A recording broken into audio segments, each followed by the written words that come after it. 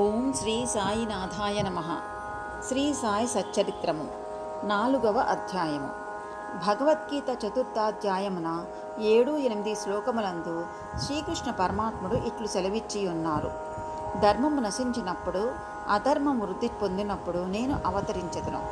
సన్మార్గులను రక్షించుటకు, దుర్మార్గులను శిక్షించుటకు, ధర్మ సంస్థాపన కొరకు యుగయుగములందు అవతరించెదను.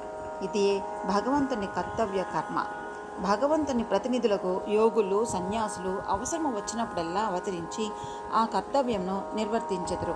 ద్విజులకు బ్రాహ్మణ, క్షత్రియ, వైశ్య జాతులు వారు తమ కర్మలను మానునప్పుడు, శూద్రులు పై జాతులు వారి హక్కులను అపహరించినప్పుడు, మత గురువులను గౌరవించక అవమానించినప్పుడు, ఎవరనూ మతబోధలను లక్ష్యపెట్టనప్పుడు, ప్రతివాడును గొప్ప పండితుడు అని అనుకుని ఉన్నప్పుడు, జనులు నిషిద్ధాహారములు, మద్యపానములు కలవాటు పడినప్పుడు, మతము పేరుతో కాని పనులు చేయునప్పుడు, వేర్వేరు మతముల వారు తమలో తాము కలహించినప్పుడు, బ్రాహ్మణులు సంధ్యావందనము మానునప్పుడు, సనాతనులు తమ మతాచారములు పాటించినప్పుడు, ప్రజలు ధనధార సంతానములే జీవిత పరమార్థములుగా భావించి మోక్ష మార్గమును మరచినప్పుడు, యోగీశ్వరులు ఉద్భవించి వారి వాక్కాయ కర్మలచే ప్రజలను సవ్యమార్గమున పెట్టి వ్యవహారమును చక్కదిద్దుదురు.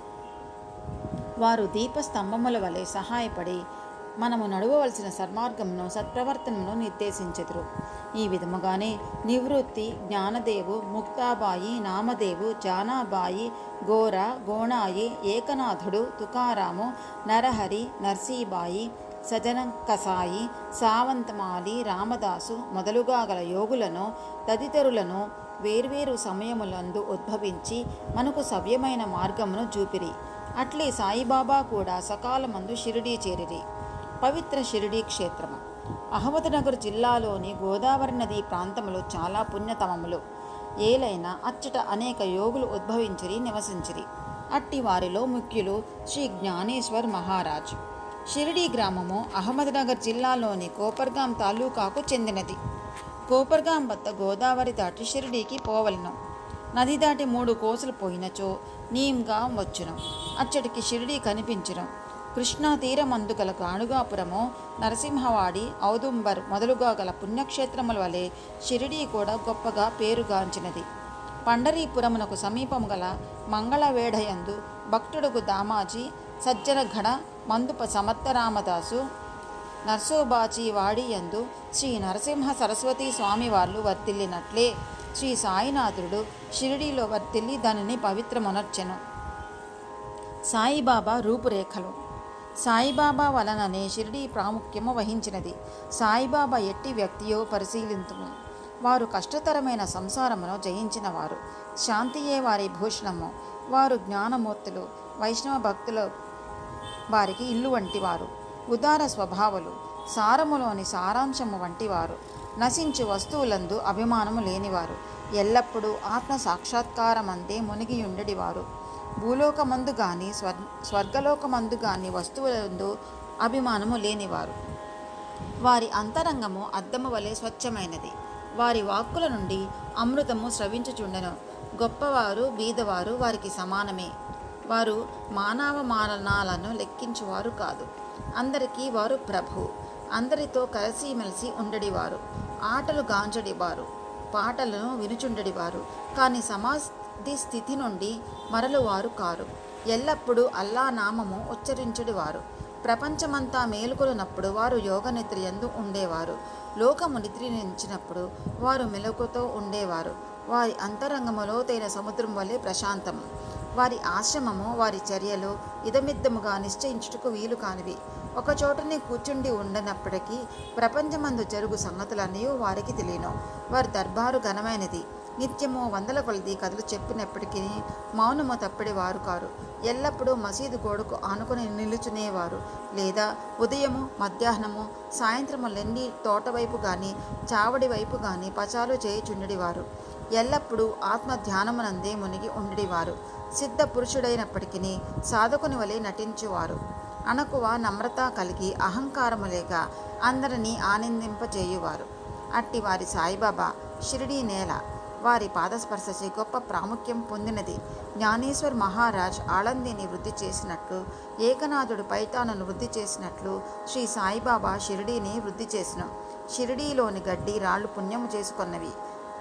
ఎందుకనగా బాబా పవిత్ర పాదములను ముద్దు పెట్టుకొని వారి పాదధూళి తలపైన వేసుకొనగలిగినవి.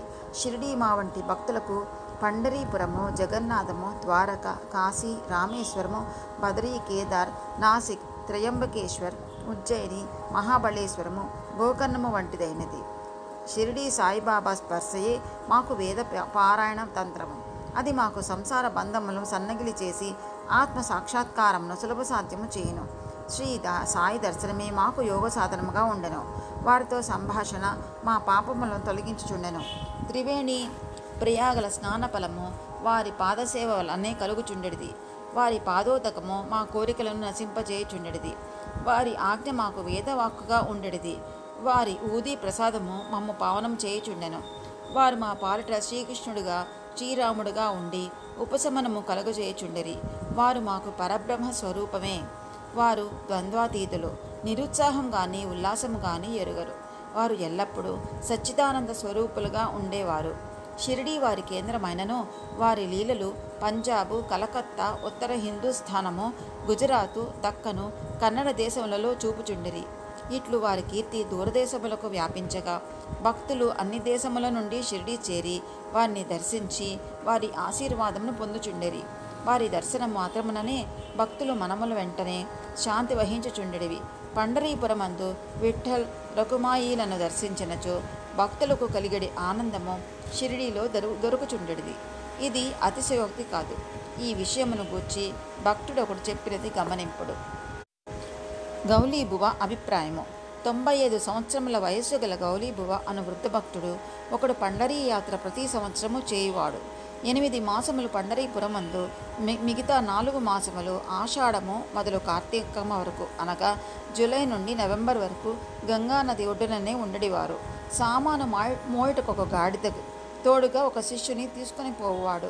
ప్రతి సంవత్సరము పండరీ యాత్ర చేసుకుని షిరిడీ సాయిబాబా దర్శనమునకై వచ్చేడివాడు. అతను బాబాను మిగులు ప్రేమించువాడు. అతడు బాబా వైపు చుచ్చు ఇట్లనడివాడు: వీరు పండరీనాథుని అవతారమే. అనాథుల కొరకు, బీదుల కొరకు వెలసిన కారుణ్యమూర్తి. గౌలీబువ విఠోబా దేవుని ముసలి భక్తుడు. పండరీ యాత్ర ఎన్నిసార్లు చేసినో వీరు సాయిబాబా పండరీనాథుని అవతారమని నిర్ధారణ పరిచిరి. విఠల దేవుడు దర్శనమిచ్చుట. సాయిబాబాకు భగవన్నామ స్మరణ యందును, సంకీర్తనమందును మిక్కిలి ప్రీతి. వారెప్పుడు అల్లా మాలిక్, అనగా అల్లాయే యజమాని అని అనుచుండెడివారు. 7 రాత్రింపగళ్ళు భగవన్నామ స్మరణ చేయుచుండెడివారు. దీనినే నామ సప్తాహమందరు. బాబా ఒకప్పుడు దాసగడు మహారాజును నామ సప్తాహము చేయమనిరి.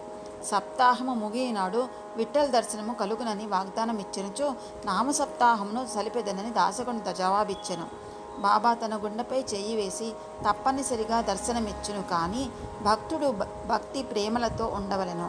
డాకూర్నాథ్ యొక్క డాకూర్ పట్టణము, విఠల్ యొక్క పండరీపురము, శ్రీకృష్ణుని ద్వారకా పట్టణము ఇక్కడనే, అనగా షిరిడీలోనే ఉన్నవి. ఎవరినో ద్వారకకు పోవలసిన అవసరము లేదు. విఠలుడు ఇక్కడే ఉన్నాడు. భక్తుడు భక్తి ప్రేమలతో కీర్తించినప్పుడు విఠలుడు ఇక్కడనే అవతరించును అనెను. సప్తాహము ముగిసిన పిమ్మట విఠలుడు ఈ క్రింద విధముగా దర్శనమిచ్చెను. స్నానాంతరము కాకాసాహెబ్ దీక్షిత్ ధ్యానములో ముగియినప్పుడు విఠలుడు వారికి కనిపించెను.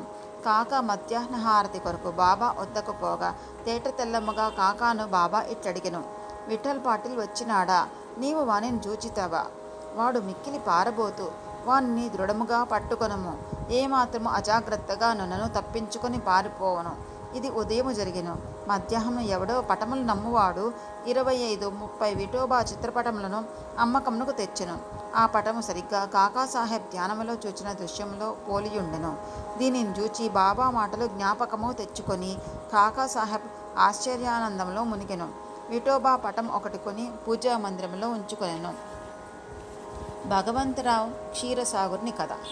విఠల పూజ యందు బాబాకెంత ప్రీతియో భగవంతరావు క్షీరసాగర్ని కథలో విశదీకరింపబడినది. భగవంతరావు తండ్రి విఠోబా భక్తుడు. పండరీపురమునకు నియమముగా యాత్ర చేయుచుండెడివాడు. ఇంటి వద్ద విఠోబా ప్రతిమ నుంచి దానిని పూజించువాడు. అతడు మరణించిన పిమ్మట వారి కొడుకు పూజను, యాత్రను, శ్రాద్ధమును మానెను.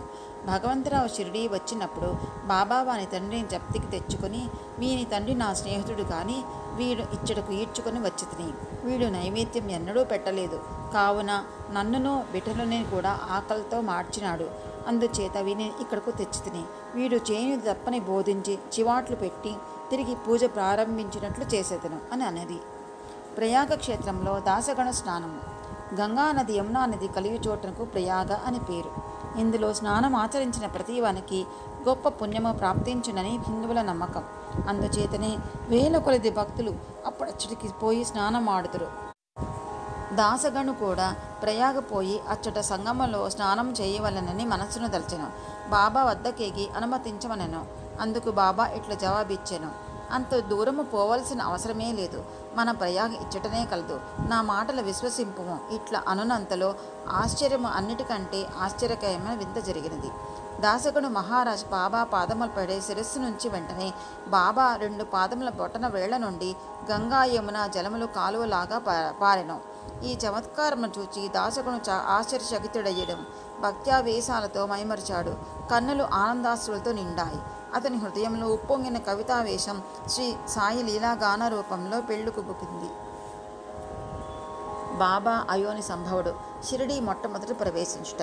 సాయిబాబా తల్లిదండ్రులు గూర్చి కానీ, జన్మ గూర్చి కానీ, జన్మస్థానమును గూర్చి కానీ ఎవరికీ ఏమీయో తెలియదు. ఎందరో పెక్కుసార్లు ఈ విషయములు కనుగొనుటకు ప్రయత్నించిరి. పలుసార్లు ఈ విషయముగా బాబాను ప్రశ్నించిరి కానీ ఎట్టి సమాధానము కానీ సమాచారము కానీ పొందకుండిరి. నామదేవు, కబీరు సామాన్య మానవుల వలె జన్మించి ఉండలేదు. ముత్యపు చిప్పలలో చిన్న పాపల వలె లభించిరి. నామదేవుడు భీమారథి నదీ తటమున గోనాయికి కనిపించెను. కబీరు భాగీరథి నదీ తీటమున తమాలకు కనిపించెను. అట్టిదే సాయి జన్మ వృత్తాంతము. భక్తుల కొరకు బాబా 16 ఏళ్ల బాలుడుగా షిరిడీలోని వేప చెట్టు క్రింద అవతరించెను. బాబా అప్పటికే బ్రహ్మజ్ఞానిగా కనిపించెను. బాబా స్వప్నావస్థయందైనను ప్రపంచ వస్తువులను కాంక్షించేవాడు కాదు. ఆయన మాయను తన్నెను. ముక్తి బాబా పాదములను సేవించుచుండెను. నానా చోప్దార్ తల్లి మిక్కిలి ముసలిది. ఆమె బాబా ఇట్లు వర్ణించినది: ఈ చక్కని చురుకైన కుర్రవాడు వేప చెట్టు క్రింద ఆసనములో ఉండెను. శీతోష్ణములను లెక్కించక అంతటి చిన్న కుర్రవాడు కఠిన తపము ఆచరించుట సమాధిలో మునుగట చూచి గ్రామస్తులు ఆశ్చర్యపడిరి. ఆ బాలుడు పగలు ఎవరితో కలిసడివాడు కాదు, రాత్రి యందు ఎవరికీ భయపడువాడు కాదు. చూచిన వారు ఆశ్చర్య నిమగ్నులై ఈ చిన్న కుర్రవాడెక్కడ నుండి వచ్చినాడని అడగసాగిరి. అతని రూపు, ముఖలక్షణములు చాలా అందముగా ఉండెను. చూచిన వారెల్లరూ ఒక్కసారిగా ముగ్ధులగుచుండిరి. ఆయన ఎవరి ఇంటికి పోకుండెను. ఎల్లప్పుడూ వేప చెట్టు కిందనే కూర్చునివాడు. పైకి చిన్న బాలుని వలె గాన్పించినప్పటికీ చేతులను బట్టి చూడగా నిజముగా మహానుభావుడే.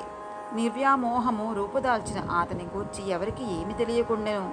ఒకనాడు ఖండోబా దేవుడొకని ఆవేశింపగా ఈ బాలుడు ఎవడని నుండునని ప్రశ్నించిరి. వాని తల్లిదండ్రులు ఎవరని ఎచ్చట నుండి వచ్చినాడని అడిగిరి. ఆ ఖండోబా గణము యొక్క స్థలమును చూపి గడ్డపారను తీసుకొని వచ్చి అచ్చట త్రవ్వమనెను. అట్లు తవ్వగా అందులో కొన్ని ఇటుకలు, వాని దిగువ బెడల్పు రాయి ఒకటి కాన్పించెను. ఆ బండను తొలగించగా కిందనొక సందు కాన్పించెను. అచ్చట 4 దీపములు వెలుగుచుండెను. ఆ సొరంగము ద్వారా ముందుకు పోగా అచ్చట ఒక భూగృహము కనిపించెను. అందులో గోముఖ నిర్మాణములు, కర్ర, బల్లలు, జపమాలలు కాన్పించెను. ఈ బాలుడు అచ్చట 12 సంవత్సరములు తపస్సును అభ్యసించనని ఖండోబా చెప్పెను. పిమ్మట కుర్రవాణ్ణి ఈ విషయము ప్రశ్నించగా వారలను మరపించుచు అది తన గురుస్థానమనియు వారి సమాధి అచ్చటే గలదు, కావున దానిని కాపాడవలెనని చెప్పెను. వెంటనే దాన్ని ఎప్పటి వలె మూసివేసిరి. అశ్వత్థ ఉదంబర వృక్షముల వలె ఈ వేప చెట్టును పవిత్రముగా చూచుకొనుచు బాబా ప్రేమించువాడు. మహల్సాపతి తదితర షిరిడీలోని భక్తులు దీనిని బాబా యొక్క గురువుగారి సమాధి స్థానమని భావించి సాష్టాంగ నమస్కారములు చేసెదరు. 3 వసతి గృహములు. వేప చెట్టును దాని చుట్టూనున్న స్థలమును హరివినాయక సాటి అను వాడుకొని సాటేవాడాయను ఒక పెద్ద వసతి గృహమును కట్టించెను. అప్పట్లో షిరిడీకి పోయిన భక్త మండలికిది ఒక్కటియే నివాస స్థలము. వేప చెట్టు చుట్టూ ఎత్తుగా అరుగ కట్టిరి. మెట్లు నిర్మించిరి. మెట్లు దిగున ఒక గూడు వంటిది గలదు. భక్తులు మండపంపై ఉత్తరాభిముఖముగా కూర్చునిదారు. ఎవరిచ్చట గురు శుక్రవారంలో ధూపం వేయుదురో వారు బాబా కృప వల్ల సంతోషంతో ఉండెదిరి. ఈ వాడ చాలా పురాతనమైనది కావున మరమ్మత్తునకు సిద్ధముగా ఉండెను. తగిన మార్పులు మరమ్మత్తులు సంస్థానము వారు చేసిరి. కొన్ని సంవత్సరముల పిమ్మట దీక్షిత్ వాడా అను పేరు ఇంకొక వసతి గృహం కట్టబడినది. న్యాయవాది అయిన కాకాసాహెబ్ దీక్షిత్ ఇంగ్లండ్కు పోయెను. అచ్చట రైలు ప్రమాదమున కాలు కుంటుపడెను. అది ఎంత ప్రయత్నించినను బాగు కాలేదు. తన స్నేహితుడుకు నానాసాహెబ్ చందోర్కర్ షిరిడీ సాయిబాబాను దర్శించమని సలహా ఇచ్చెను. 1909 సంవత్సరమున కాకా షిరిడీకి పోయెను. బాబా దర్శన మాత్రమున అమితానంద భరితుడై షిరిడీలో నివసించుటకు నిశ్చయించుకునేను. కాలు కుంటితనము కన్నా కూడా తన మనసులోని కుంటితనమును తీసివేయమని బాబాను ప్రార్థించెను. తన కొరకును ఇతరుల భక్తుల కొరకును పనికి వచ్చినట్లు ఒక వాడాను నిర్మించెను. 10/12/1910 ఈ వాడా కట్టుటకు పునాది వేసిరి. ఆనాడే 2 ముఖ్యమైన సంఘటనలు జరిగినవి. 1. దాదాసాహెబ్ కాపర్తేకు తన ఇంటికి పోవుటకు బాబా సమ్మతి దొరికెను. 2. చావడిలో సేజ్ అనగా రాత్రి ఆరతి ప్రారంభమయ్యెను. దీక్షిత్ వాడ పూర్తి కాగానే 1911 సంవత్సరంలో శ్రీరామనవమి సమయందు శాస్త్రోక్తముగా గృహప్రవేశం జరిపిరి. తర్వాత కోటీశ్వరుడును నాగపూర్ నివాసి అగు బూటి మరి ఒక పెద్ద రాతి మేడను నిర్మించెను. అతడు చాలా ద్రవ్యము దీని కొరకు వెచ్చించిన ద్రవ్యము అంతయు నిజమునకు సార్థకమయ్యెను. ఏలనా బాబాగారి భౌతిక శరీరం అందులో సమాధి చేయబడినది. దీనినే సమాధి మందిరము అందరు. ఈ స్థలములో మొట్టమొదట పూల తోట ఉండెను. ఆ తోటలో బాబాయే తోటమాలిగా మొక్కలకు నీళ్లు పోయటం మొదలుగని చేసేవారు. ఇట్లు 3 వాడాలు అనగా 3 వసతి గృహములు కట్టబడెను. అంతకు ముందు ఇచ్చుట ఒక వసతి గృహము కూడా లేకుండెను. అన్నిటికంటే సాఠేవాడ మొదటి రోజులలో అందరికీ చాలా ఉపకరించుచుండెను. ఓం శ్రీ సాయినాథాయ నమః. శ్రీ సద్గురు సాయినాథార్పణమస్తు. 4వ అధ్యాయం సంపూర్ణం.